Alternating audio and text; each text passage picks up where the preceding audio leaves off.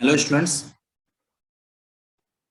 आज फिर हम आपके साथ एक नए टॉपिक के साथ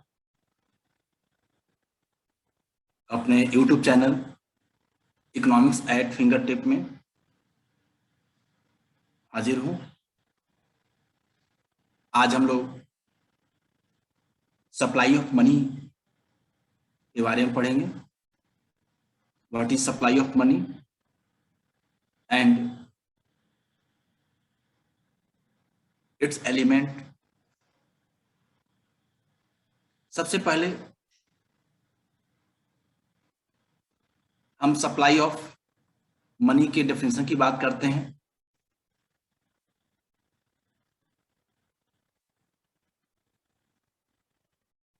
supply of money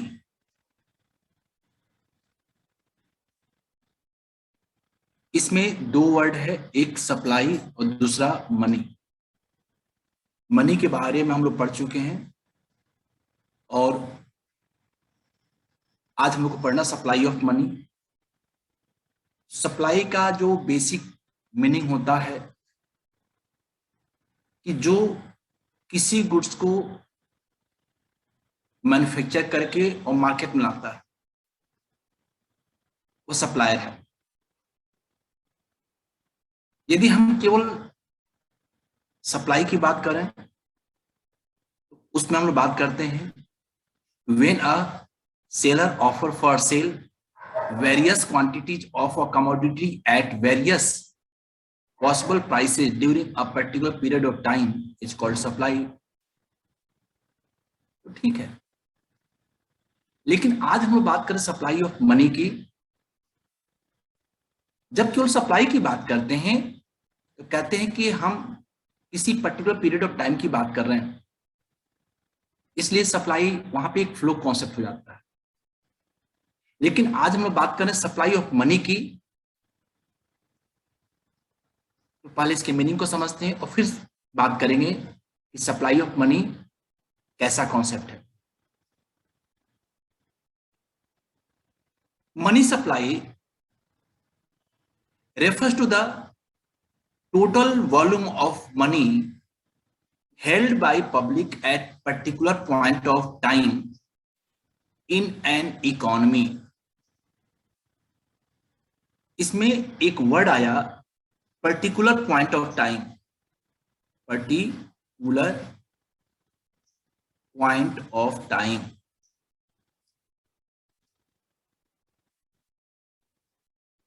money supply refers to the total volume.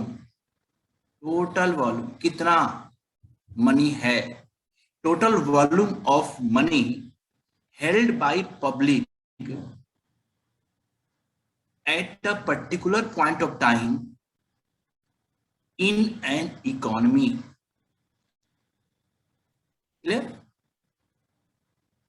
आप इसको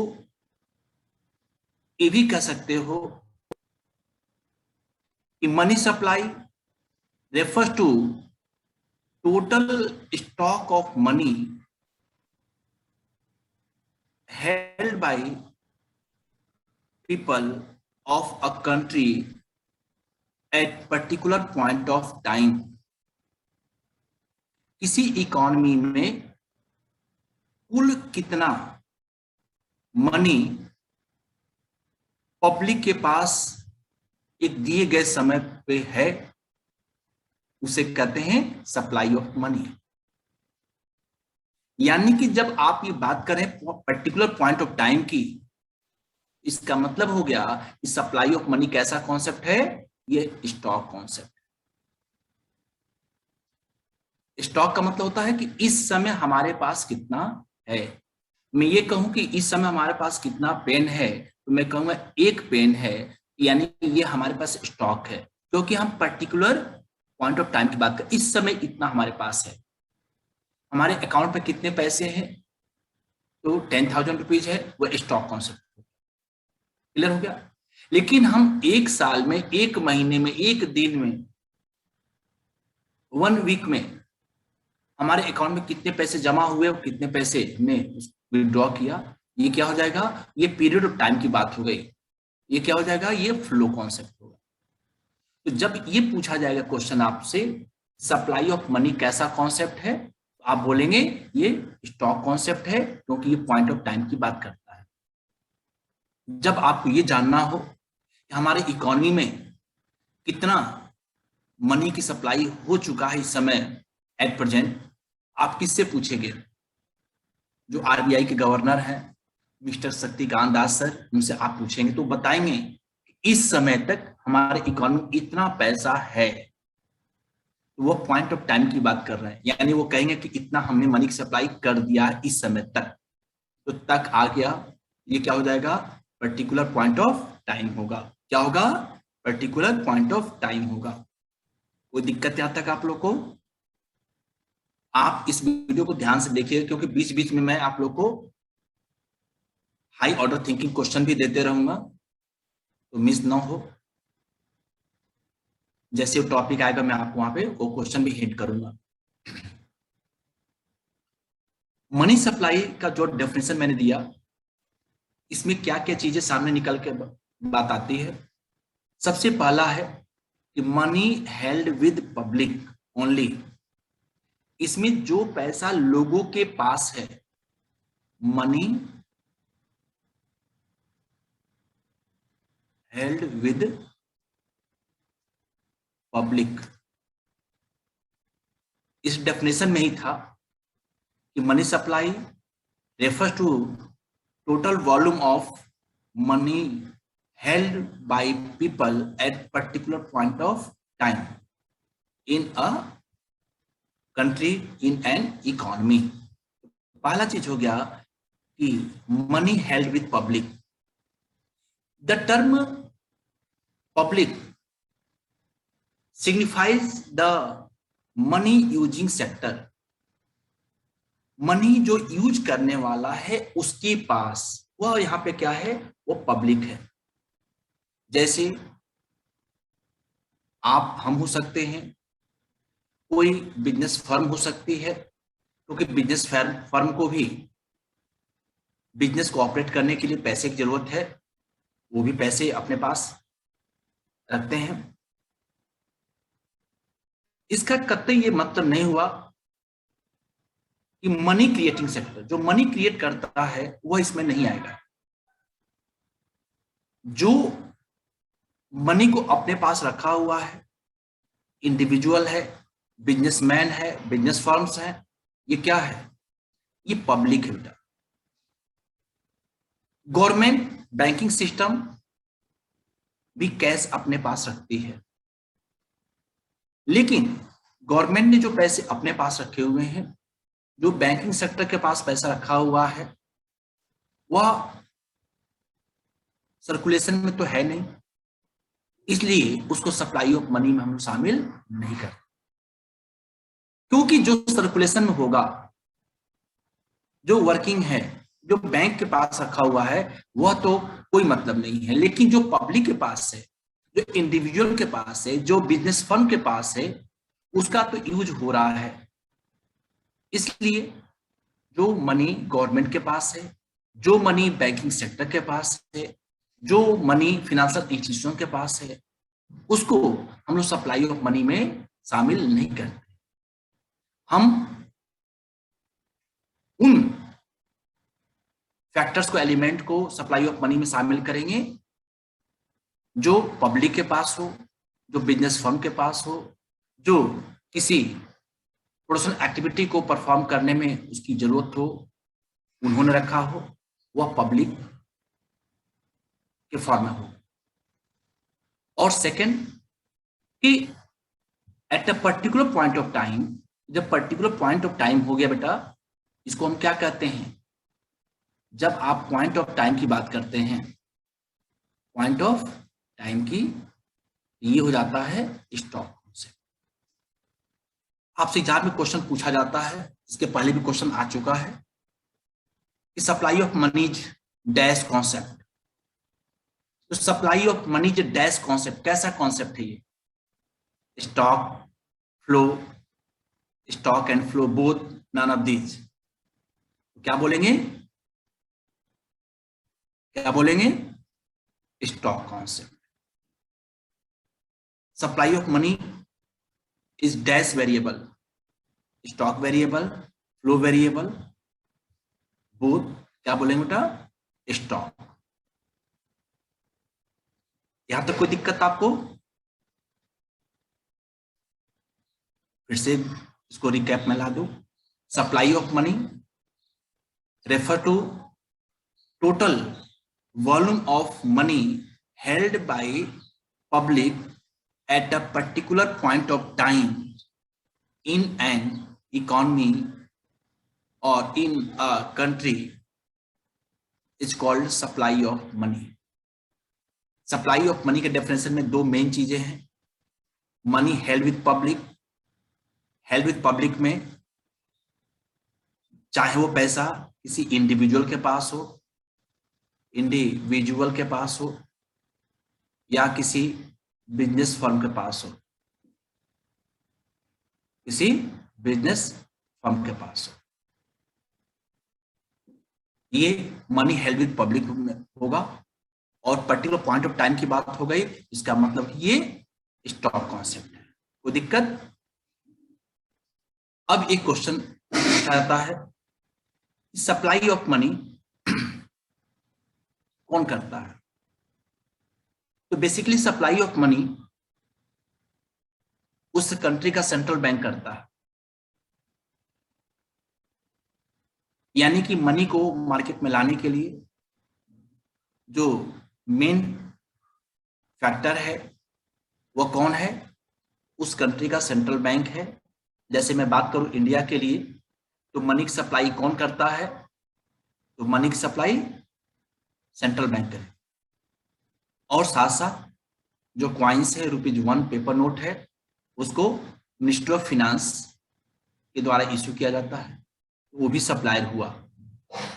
लेकिन हम लोग कहीं कहीं ये भी पढ़ते हैं कि commercial bank, basically commercial bank वो सप्लाई नहीं करता है, वह तो पब्लिक और सेंट्रल बैंक के बीच में एक लिंक का काम करता है, एक कड़ी का काम करता है। जो पैसा बैंक में जमा होता है उस पैसे को वह लोन के फॉर्म में दूसरे को देता है,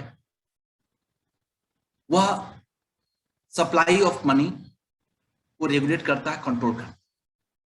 लेकिन जो इसमें सबसे मेन फैक्टर है वह है कि कौन करता है मनी की सप्लाई इंडिया में? तो सेंट्रल बैंक करता है, यानी आरबीआई, और हमारी गवर्नमेंट करती है। ठीक, यदि आपसे क्वेश्चन पूछा जाए तो who is the producer of money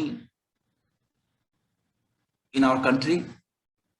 A, Reserve Bank of India, B, government of India, C, commercial bank, and D, all the above. तो फिर अब आपको ऑप्शन के हिसाब से चलना पड़ेगा, इसमें कोई डिस्कस नहीं करेंगे। डी ऑप्शन को आप सेलेक्ट करेंगे, ऑल द अबव। यानी कि मैंने आपको पहले ही बता दिया है, आरबीआई, गवर्नमेंट दो है। यदि बोथ ए एंड बी दिखा रहता तब हम क्या करते? सी ऑप्शन को चूज करते, उसके साथ जाते ए एंड बी। लेकिन यहाँ ए एंड बी नहीं है, यहाँ है आरबीआई, यहाँ है गवर्नमेंट, और थर्ड दिया है कॉमर्शियल बैंक, और डी ऑप्शन में ऑल द अबव। इसके ऊपर जो ए बी सी, उसमें किसी एक के साथ हम जाते हैं तो हमारा आंसर गलत होगा। अकॉर्डिंग टू ऑप्शन हम डी को ऑप्ट करेंगे और हमारा सही आंसर जाएगा, यहाँ पे सही आंसर होगा all the above. Any problem? कोई दिक्कत बेटा यहाँ पे आप लोग को? यानी कि मनी सप्लाई कौन करता है? मनी की सप्लाई, एक बार फिर बोले मेरे साथ, सेंट्रल बैंक। इंडिया में सेंट्रल बैंक कौन है? आरबीआई। ₹2 से लेकर के 2000 रुपए तक का पेपर नोट आरबीआई के द्वारा इश्यू किया जाता है। ₹1 का पेपर नोट और जितने भी क्वाइंस हैं वह मिनिस्ट्री ऑफ फाइनेंस के द्वारा इश्यू किया जाता है।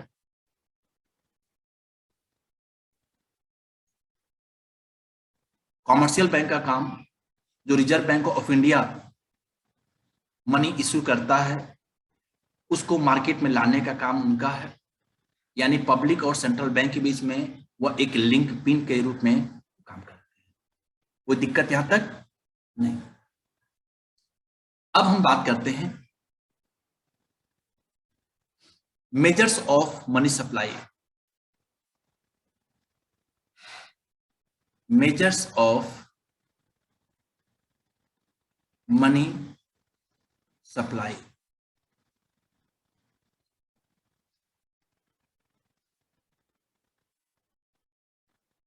मनी को, मनी की सप्लाई को हम कैसे मेजर करेंगे कि मनी किस किस फॉर्म में है, उसके लिए कौन कौन से इंस्ट्रूमेंट्स हैं। तो मनी की सप्लाई को मेजर करने के लिए सबसे पहले अप्रैल 1977 में इसको कैटेगराइज किया गया और इसकी 4 कैटेगरी इसमें माना गया। मेजर्स ऑफ मनी सप्लाई को अप्रैल 1977 में अडॉप्ट किया गया और इसमें सप्लाई ऑफ मनी को मेजर करने के लिए इसके 4 कंपोनेंट लिए गए।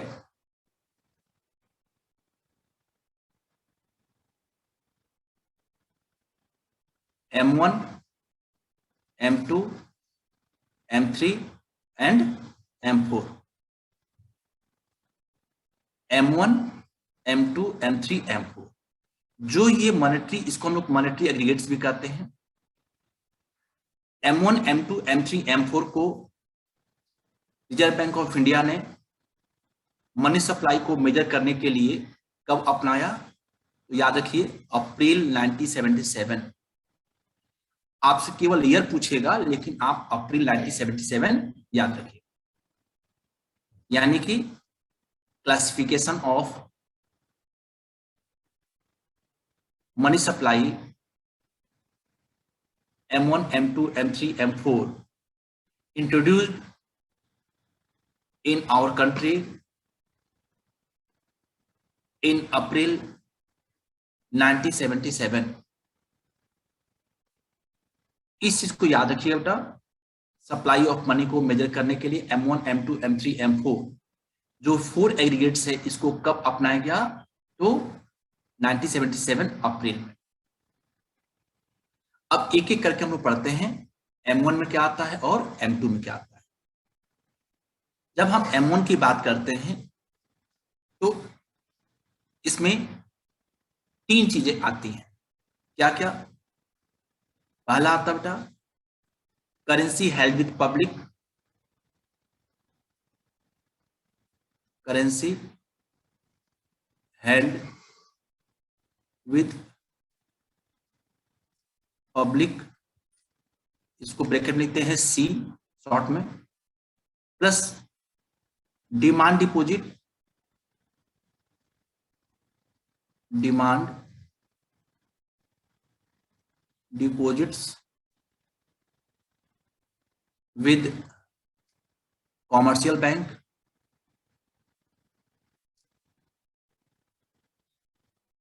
कॉमर्शियल बैंक्स को हम लोग कहते हैं शॉर्ट में DD, plus other deposit with other deposits with reserve Bank of India, इसको शॉर्ट में कहते हैं OD। क्या कहते हैं शॉर्ट में इसको? OD। M1 is equal to currency held with public plus demand deposit with commercial bank plus other deposit with RBI। जब ये 3 कंपोनेंट को, एलिमेंट को ऐड करते हैं तो बनता है M1। क्या बनता है? M1। मैंने पहले ही बताया करेंसी हेल्ड विथ पब्लिक का मतलब होता है जो currency, paper note, coins public के पास है, इंडिविजुअल के पास है, किसी बिजनेस फर्म के पास है, वो करेंसी हेल्ड विद पब्लिक होता है। Demand deposit with commercial bank का मतलब क्या होता है? कई तरीके से कमर्शियल बैंक में मनी को डिपॉजिट किया जाता है। एक होता है इंडिविजुअल अपने इनकम का वह पार्ट जो कंज्यूम नहीं कर पाता है, यानी कंजप्शन के बाद बच जाता है, उसको बैंक में ले जाकर के जमा कर देता है सेविंग के लिए।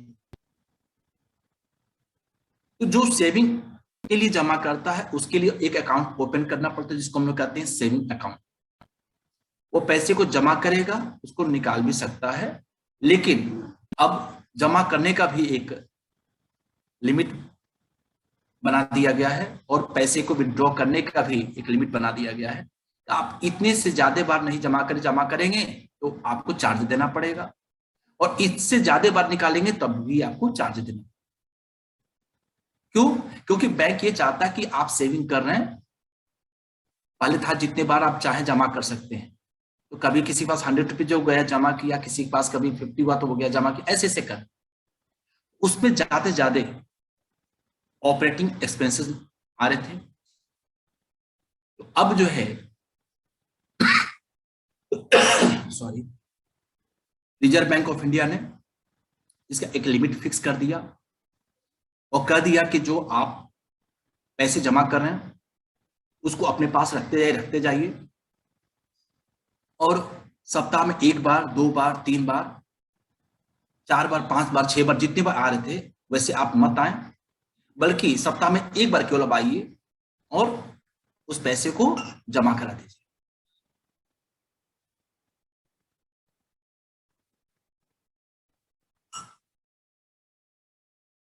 जिससे कि ऑपरेटिंग एक्सपेंसेस क्या हो, कम हो सके।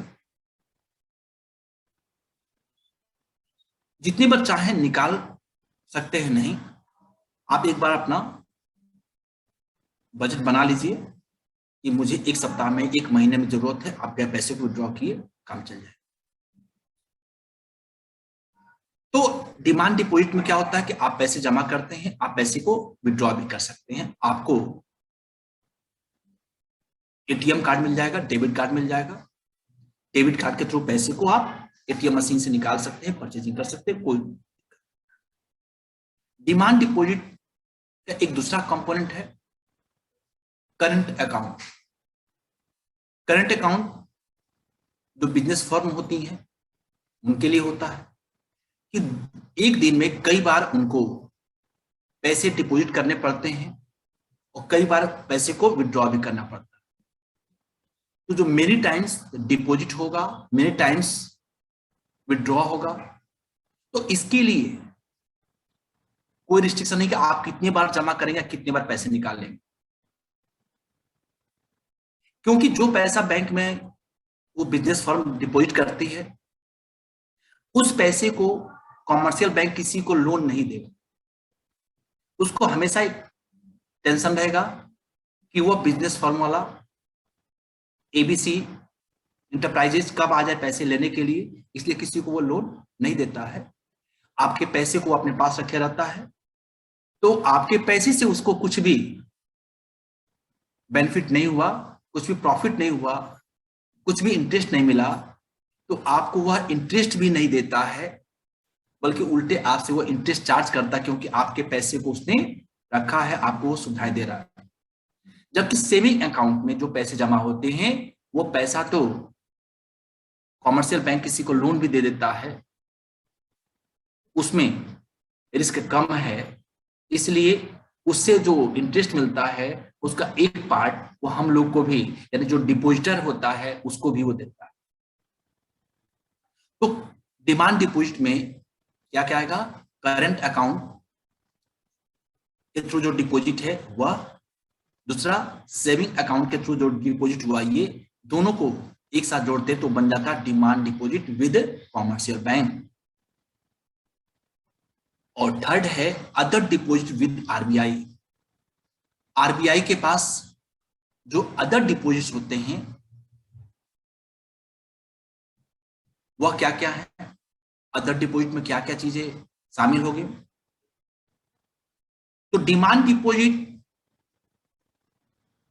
With RBI of public financial institutions like NABARD, national bank for agriculture and rural development, जो कि 1982 में एस्टेब्लिश हुआ था शिवरामन कमेटी के रिकमेंडेशन पे। तो जो NABARD agriculture and rural development के लिए क्रेडिट प्रोवाइड करने की अपेक्स अथॉरिटी है, तो इनके द्वारा जो डिपॉजिट होता है आरबीआई के पास हो, ये ओडी में आता है, अदर डिपॉजिट विद आरबीआई में आएगा। Demand deposit with RBI of foreign central banks and of the foreign government, ये अदर डिपॉजिट में आता है। Demand deposit of international financial institutions जैसे वर्ल्ड बैंक को आईबीआरडी भी हम लोग कहते हैं, उसका दूसरा नाम है IBRD, international bank for reconstruction and development IBRD, IMF international monetary fund. तो demand deposit of international financial institutions like IMF, World Bank, तो इस तरीके के जो डिपॉजिट होते हैं ये अदर डिपॉजिट विद आरबीआई में आते हैं। तो M1 में क्या क्या है?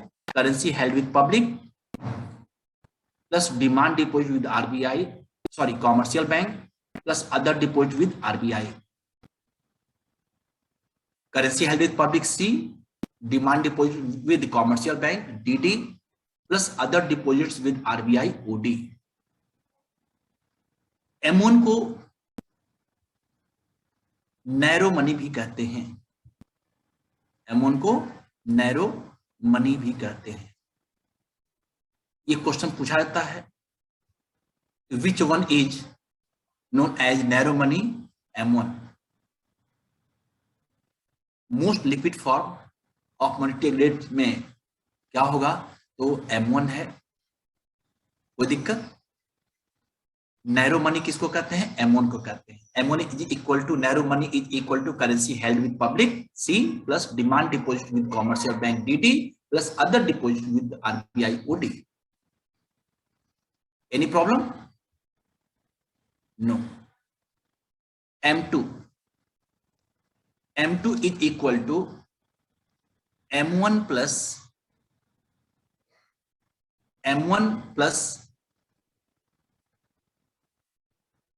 Deposit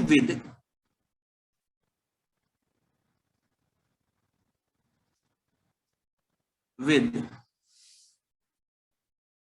post office. कभी कभी हम लोग यहां पे लिख देते हैं पोस्ट ऑफिस सेविंग में लिख देते हैं, कोई दिक्कत नहीं। डिपॉजिट विद पोस्ट ऑफिस और पोस्ट ऑफिस सेविंग्स, ये M2 है। यहां पे भी कोई टेक्निकल चीज नहीं है। M2 is equal to M1 plus deposit with post office और पोस्ट ऑफिस सेविंग्स। थर्ड है M3 is equal to M1 plus time deposits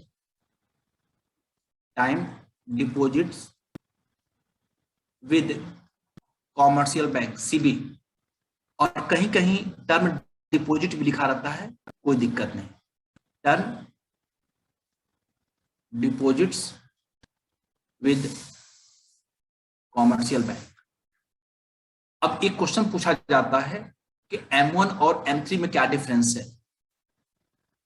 M1 और M3 में time deposit with commercial bank होता है, M3 plus is equal to M1 plus time deposit, जबकि M1 में केवल C plus DD plus OD होता है। उसमें हमने क्या ऐड कर दिया? इसमें हमने केवल टाइम डिपॉजिट को ऐड कर दिया, यानी M1 और M3 में क्या डिफरेंस है? टाइम डिपॉजिट का डिफरेंस, और कोई डिफरेंस नहीं है। M3 को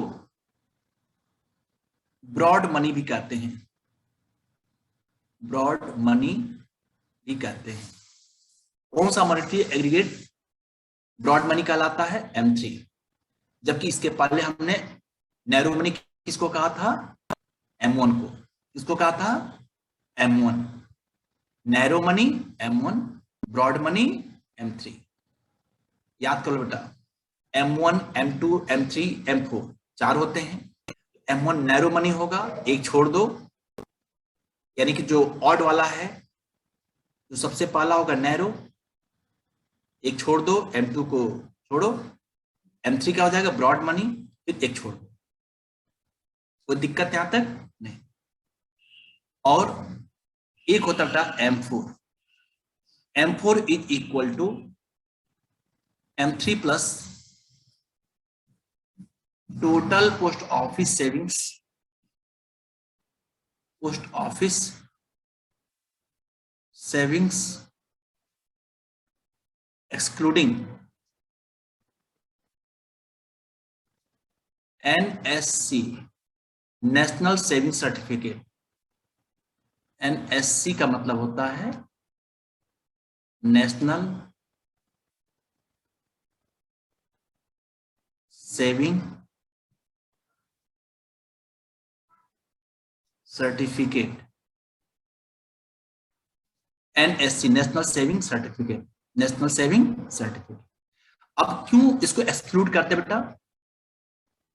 नेशनल सेविंग सर्टिफिकेट को इसलिए एक्सक्लूड कर दिया जाता है क्योंकि यह गवर्नमेंट के द्वारा इशू किया जाता है, और जो चीजें गवर्नमेंट के द्वारा इशू किया जा रहा है, अपेक्स मॉनेटरी अथॉरिटी तो रिजर्व बैंक ऑफ इंडिया है, तो जो RBI के मोड का होगा वो शामिल होगा। लेकिन जो गवर्नमेंट के मोड का होगा, नेशनल सेविंग सर्टिफिकेट RBI नहीं इश्यू करती बल्कि गवर्नमेंट इश्यू करती है, यानी ये पैसा गवर्नमेंट के पास जा रहा है, तो इसलिए इसको हम लोग शामिल नहीं करते हैं। पोस्ट ऑफिस सेविंग जो होगा वो RBI के पास होगा, बट नेशनल सेविंग सर्टिफिकेट के थ्रू जो पैसा गया है वह कॉमर्शियल बैंक के पास नहीं है, RBI के पास नहीं है, ये गवर्नमेंट का है, इसको हम लोग एक्सक्लूड करते हैं। M4 is equal to M3 plus total post office savings excluding national saving certificate. कोई दिक्कत आपको? M1, M2, M3, M4। M1 C plus DD plus OD, M2 M1 plus post office savings और deposit with post office, M3 is equal to M1 plus time deposit with commercial bank और term deposit with commercial bank. M3 को हम लोग broad money कहते हैं, M1 को narrow money कहते हैं, और M4 इज इक्वल टू होता है M3 plus total post office savings excluding national saving certificate. Any problem? एक चीज याद रखिएगा, यदि आपसे एक सेपरेट क्वेश्चन पूछ लेता है कि नैरो मनी का कॉन्सेप्ट इंडिया में RBI ने कब अडॉप्ट किया, तो नैरो मनी के कॉन्सेप्ट को इंडिया में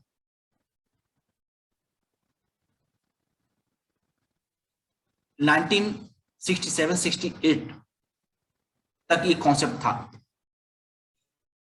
till 1967-68 RBI used only the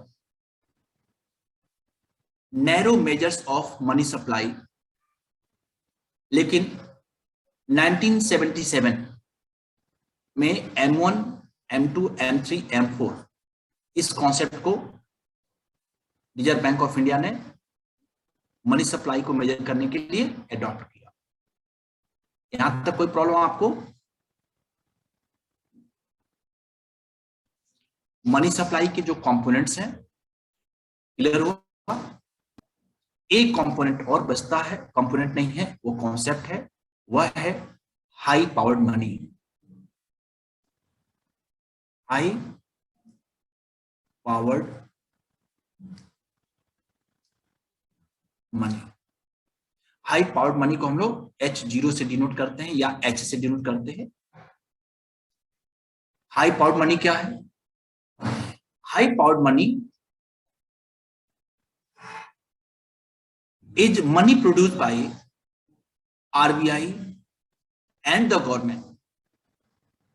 High powered money is money produced by apex monetary authority of a country and government. हम इंडिया की बात करें, कहेंगे high powered money produced by RBI and government. High powered money consist of two things. First one is currency held with public and second one cash reserves with banks. High powered money में दो चीजें आती हैं, currency held with public plus cash reserves with banks. इसमें बेटा हमने बताया currency held with public, जो पैसा पब्लिक के पास है यानी कि इंडिविजुअल्स के पास है, बिजनेस फर्म के पास है। कैश रिजर्व विद बैंक मतलब जो बैंक के पास अपना वर्ल्ड कैश के फॉर्म में है, ये रहेगा। High powered money also known as monetary base. जब हम हाई पावर्ड मनी की बात करते हैं, यहां नोट करो बेटा, also known as. High powered money को किस किस रूप में जानते हैं? मॉनेटरी बेस,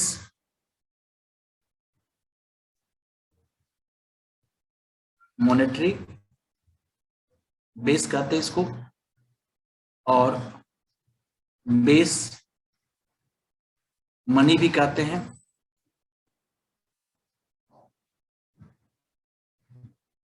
मॉनेटरी बेस और मनी बेस, बेस मनी, ये है हाई पावर्ड मनी। आपको कोई भी इस टॉपिक से दिक्कत हो मनी सप्लाई से, अगले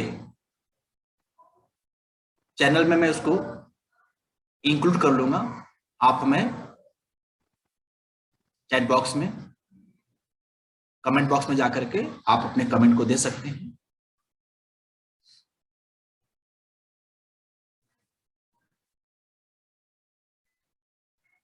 नेक्स्ट वीडियो मनी से रिलेटेड जो एमसीक्यू होगा, मैं 10 क्वेश्चन एमसीक्यू लेकर के आपके सामने अगले वीडियो में मिलूंगा। कोई दिक्कत हो आप हमसे कमेंट बॉक्स में जाकर के पूछ सकते हैं, आपको उसका रिप्लाई मैं अगले वीडियो में दे दूंगा। आपका कोई वीडियो मिस ना हो, इसलिए आप economics eight finger tip subscribe कर लें।